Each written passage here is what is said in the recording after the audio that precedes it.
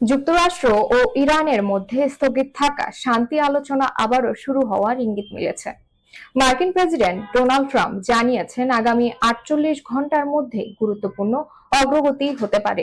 মার্কিন দৈনিক the new York পোস্টকে দেওয়া সাক্ষাৎকারে তিনি বলেন, দুই দেশেই আবারও আলোচনায় বসতে আগ্রহী এবং পাকিস্তানে নতুন করে বৈঠক আয়োজনের সম্ভাবনাও রয়েছে।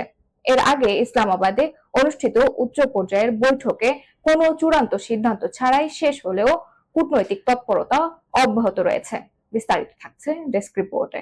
যুক্তরাষ্ট্র ও ইরানের মধ্যে স্থগিত থাকা শান্তি আলোচনা আগামী ৪৮ ঘন্টার মধ্যে পুনরায় শুরু হতে পারে বলে ইঙ্গিত দিয়েছেন মার্কিন প্রেসিডেন্ট ডোনাল্ড ট্রাম্প।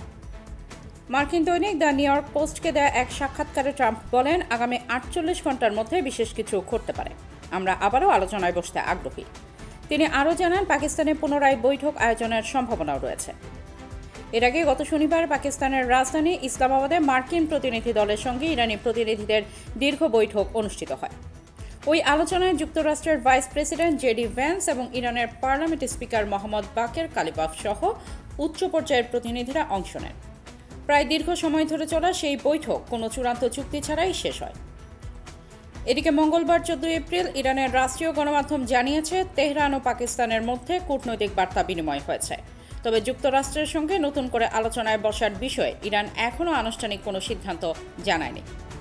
বিশ্লেষকদের মতে, যুদ্ধবিরতির পর দুই দেশের মধ্যে কূটনৈতিক তৎপরতা বাড়লেও পারমাণবিক ইস্যু, আঞ্চলিক নিরাপত্তা প্রশ্নে মতপার্থক্য এখনও বড় বাধা হিসেবে রয়ে গেছে।